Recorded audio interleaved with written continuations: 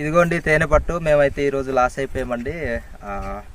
ఈ తెర తేనె అనేది అసలు ఈ 3 days బేకే వదిలేసి వెళ్ళిపోయింది అనమాట.